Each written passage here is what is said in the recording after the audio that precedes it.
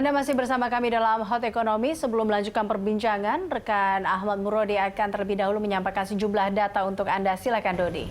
Ya, baik Eliza dan juga pemirsa, buka tutup mal selama PSBB mematikan tenan, mereka tidak mampu lagi menyewa mal meski mal dibuka lagi. Tapi akibat kebijakan buka tutup, tenan ini mengalami kesulitan. Tenan yang sudah mati sulit dihidupkan lagi, sedangkan tenan yang masih beroperasi sedang sekarat. Nah, saat ini karyawan tenan sekitar 2 juta orang, sedangkan karyawan mal sekitar 280.000 orang. Mari kita lihat data selengkapnya, pemirsa. Ini dia permohonan relaksasi yang diajukan oleh teman-teman dari APPBI. Yang pertama adalah pembebasan sementara atas pajak. Kita bisa lihat pajak penghasilan, PPH, dan juga pajak pertambahan nilai. Khususnya adalah untuk sewa, service charge, dan juga penggantian biaya listrik. Sementara untuk poin A juga ditambahkan PPH pasal 21, pasal 23, dan juga pasal 25. Selanjutnya kita bisa lihat poin kedua yang diinginkan atau permohonan dari APBBI adalah pembebasan sementara atas pendapatan daerah untuk pajak bumi dan bangunan, reklame, dan juga parkir. Dan poin ketiga, permohonan ketiga adalah subsidi gaji karyawan dengan upah minimum. Tadi sudah saya sebutkan bahwa jumlah karyawan di mal adalah 280.000 orang. Nah, nilai subsidi yang dimohonkan adalah 50% dari upah minimum yang berlaku di masing-masing daerah. Perkiraan totalnya mencapai 6 triliun rupiah.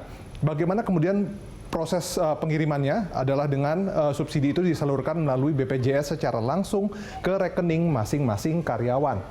Mungkin Anda juga penasaran ada berapa sih mal yang ada di Jakarta. Ternyata total ada 80 mal, pemirsa. Jakarta Selatan paling banyak, 25 mal. Kemudian Jakarta Pusat 20, Jakarta Utara 14, Jakarta Timur 11, dan Jakarta Barat ada 10 mal atau pusat perbelanjaan.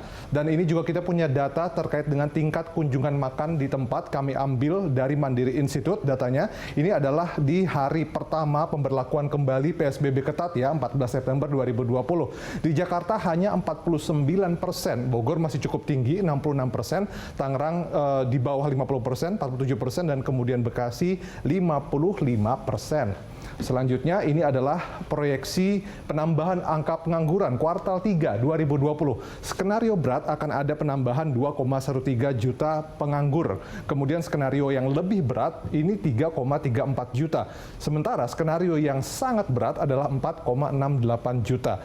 Tingkat pengangguran terbuka berpotensi mencapai 8% sampai 10% dengan mengacu pada jumlah pengangguran per Februari 2020 sebanyak 6,88 juta orang. Ini kita bedah di bulan Februari ya, artinya ini belum masuk, belum ditemukan ketika itu kasus COVID-19 di Indonesia. Penganggurannya sudah 6,88 juta orang, yang bekerja 131,03 juta orang, angkatan kerjanya 137,91 juta orang, sementara tingkat pengangguran terbuka 4,99%. Ya, Eliza, datanya seperti itu, kembali ke Anda. Baik, Ahmad Murodi, terima kasih atas data-datanya, dan pemirsa Hot Ekonomi akan kembali usai jeda. Tetaplah bersama kami.